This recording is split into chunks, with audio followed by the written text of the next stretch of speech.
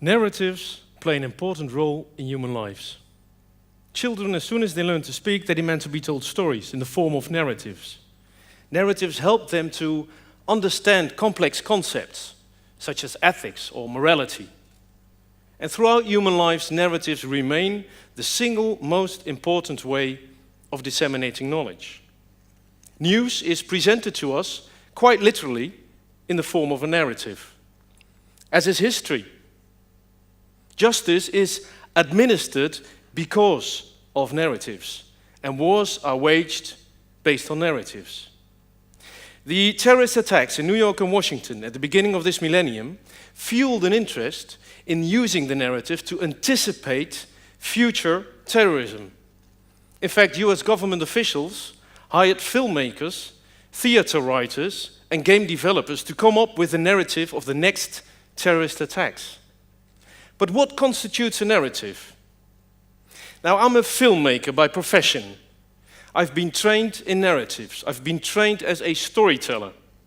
And at my time at the Film Academy, I became entangled in a dispute with one of my lecturers.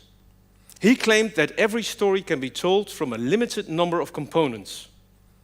He did not know which ones, and he challenged me to come up with a list of these components from all the films and books that were to be studied during the 4-year course. Now, this quest, if you will, led me to a list of 12 elementary scenario components. While the words of Croce seem to emphasize the importance of a narrative, find the narrative and anticipate the future seems to be the aphorism of the next decennium. The list of 12 elementary scenario components. Now, this is the stuff stories are made of. This is the anatomy of a narrative. With these components, every single story can be told. It doesn't matter if it takes place in ancient Greece or in modern-day Groningen. And as with anatomy, there is a complex network of components, subcomponents, and sub-subcomponents lying underneath. And as with anatomy, studying this complex network may enable us to predict movement and development. Now, how can we use this structure to anticipate terrorism? What I did is I took a terrorist attack. I took the attack on the life of Rafik Hariri, and I tried to describe it as a narrative built from these components. And it worked beautifully, especially components like red herring and symbolism. And motivated by my success, I started to describe other terrorist incidents as narratives. And at this point in time, I have more than 153,000 terrorist attacks accumulated in a model. And with this model, I'm able to study the anatomy of terrorism. And I'm able to use the knowledge inside the data, inside the model, to make predictions about what may happen next. To give you an example, I was asked to give a presentation at an organization that deals on a daily basis with IEDs, with improvised explosive devices.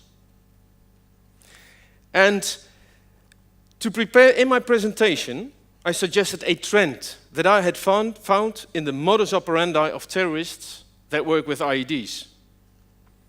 At first, a terrorist used very low-tech appliances to ignite their explosives. Later on, the introduction of the mobile telephone enabled terrorists to be much more accurate in when an explosive was to detonate. Nowadays, organizations like the one I was giving a presentation to work with jammers. Jammers jam the radio frequency on which telephones operate. So now the terrorist is fruitlessly trying to call the business end of the telephone. And as a result of this, you see a downfall back to low-tech appliances, such as pressure plates or infrared remote controls. Now, this was the trend that I detected from the data that was in the model. And this is what I presented. And to be quite honest, my audience was not nearly impressed. I did not tell them anything they didn't know yet. Only when I said to them, if I were the terrorist, I would connect a little electronic circuit to my telephone that would ignite the explosive at the moment the telephone signal would suddenly drop. I had their attention. This presentation was back in 2009, 2010. And only recently was I summoned back to this organization because they had found exactly a telephone as I had described. To me, this is a clear indication about the power of such a model, the power to anticipate what may be happening next. Over the last months, I've been trying to expand my model. I've been adding artificial intelligence tools to the model. Tools that can create new scenarios based on the existing scenarios that are already in the model. Moreover, I've been trying to add fictional data to the model, data from films, books, and theater plays. And it works.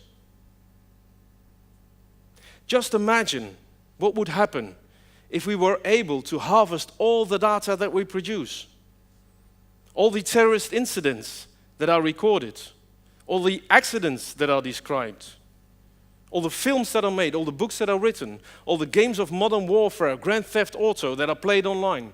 Just imagine what would happen if we could use that data, describe it in a consistent way, and introduce it to the model.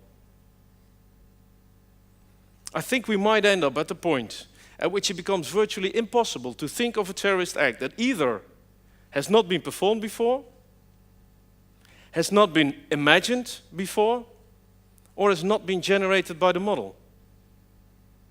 Effectively, I think, by then, we will have made the world just a little bit safer.